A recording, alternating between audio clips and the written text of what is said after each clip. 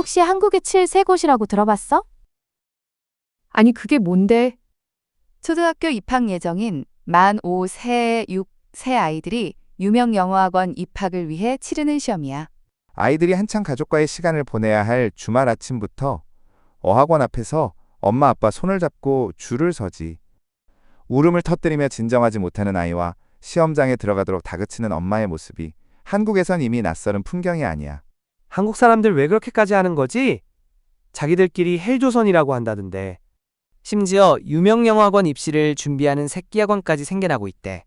조금이라도 어린 나이에 영어 과정을 미리 선행학습을 해놔야 나중에 다른 과목 준비를 수월하게 공부할 수 있다는 이유로 초등학교에 들어가기도 전에 아이 손을 붙잡고 시험장을 찾아오는 거지.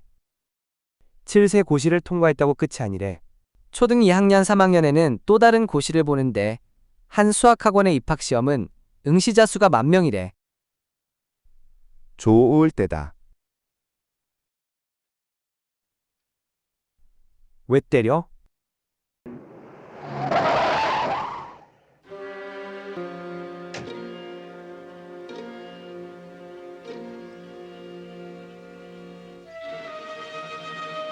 사교육 폭주에 브레이크 밟아야 돼. 이 시험은 100점 만점에 21점만 맞아도 합격일 정도로 난이도가 어마어마해.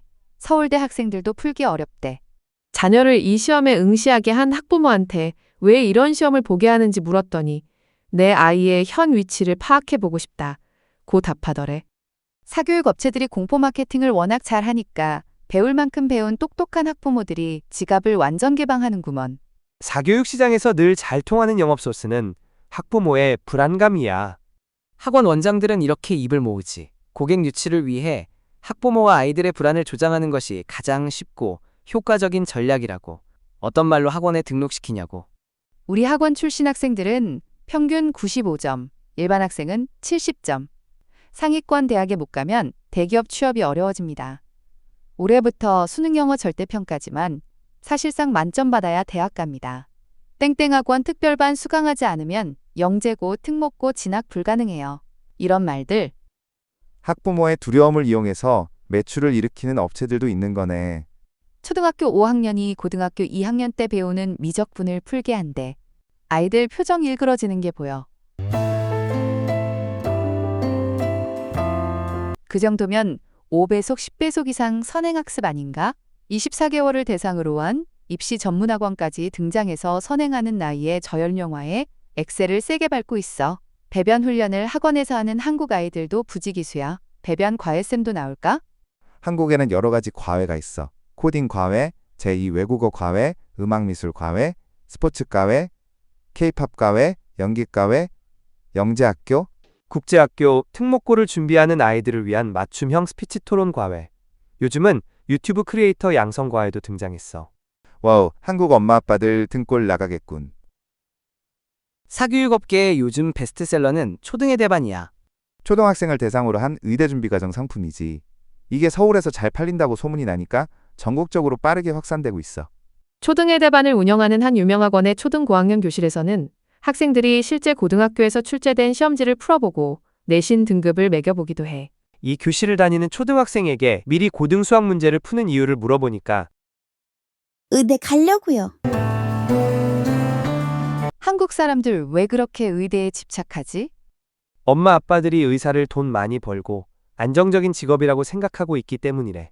배관공과 의사의 임금 격차가 2배 정도에 불과한 체코 같은 나라에선 상상하기 힘든 일이지. 한국도 의사와 다른 직업군의 임금 차이가 큰 나라에 속하지. 소득 격차를 줄이는 건 시장 원리의 영향을 받기도 하지만 법과 제도도 중요하지.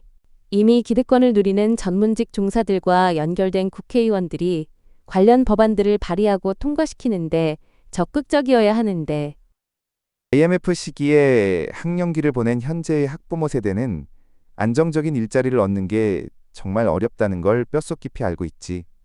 이렇게 경쟁 지향적인 사회에서 아들, 딸에게 최소한의 경제적 안정을 제공해야 한다는 불안감이 없을 수 없고, 그래서 아이들은 꿈꾸는 것을 미뤄두고 돈을 안정적으로 벌기 위해 오늘도 의대 준비반에서 단어장과 문제집에 파묻혀 문제풀이 훈련을 열심히 하고 있지. 배변 훈련도 병행하면서 소아청소년 정신과 교수들에 따르면 어린 시절의 학업 스트레스가 뇌 발달에 악영향을 줄 수 있다는군. 또 지나친 학습 부담을 느끼면 아이가 우울 또는 불안에 빠지거나 공격성 및 반항성이 증가할 수 있다고 지적하더군. 요즘 심각해진 학교 폭력 문제와도 관련이 높아 보여. 학교 폭력 문제는 학부모 삶의 질에도 큰 영향을 미치지 않나? 정신과 의사 아닌 사람들이 보기에도 아이들이 그 정도 어린 나이에 그렇게 공부를 하면 정서적으로 안정되기가 어렵겠는데?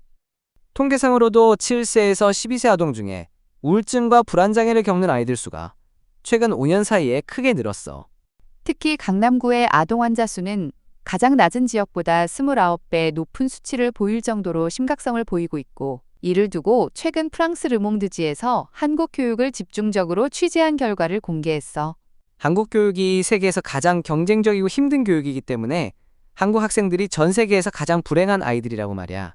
애들이 어릴 때부터 정말 하고 싶은 것이 뭔지 모른 채 입시 경쟁 트랙에 이끌려 경주마처럼 달려가고 있군. 이런 교육 환경에서 행복할 수 있는 학생들을 찾는 건 모래사장에서 바늘 찾기보다 어려울 것 같아. 아이들이 불행한 나라의 어른들은 7세 고시처럼 초등학교에 입학하기도 전에 선행교육 과정을 익히도록 부추기는 지금의 사교육 경쟁 열풍은 점점 더 세게 불 것 같아. 지난 4년간 소아청소년 정신과 환자 수가 64.8% 증가했어. 아이들이 제때 맞는 속도가 아닌 오로지 경쟁에서 도태되지 않기 위해 학습 스트레스로 정신적 고통을 호소하는 것을 더 이상 두고 보면 안 될 것 같아.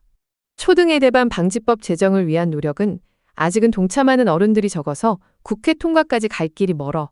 아직까지 법적으로 아무런 규제 기준이 없던 사교육 시장에 최소한의 법적 울타리라도 마련해야겠군. 지금의 선행사교육 경쟁이 더 이상 폭주하지 않도록 하기 위해서, 그리고 아이들의 눈물을 닦아주기 위해서. 누구를 위한 시험인지 모른 채 주변에서 달리니까 뒤처질 수 없어 마지못해 달려가는 아이들의 고통을 조금이라도 덜기 위해 저력 있는 한국의 시민들이 나서야 할 때가 되었군.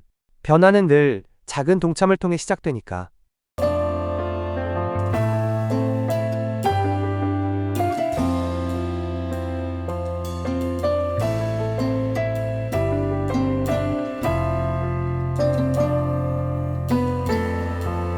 집에 가야지.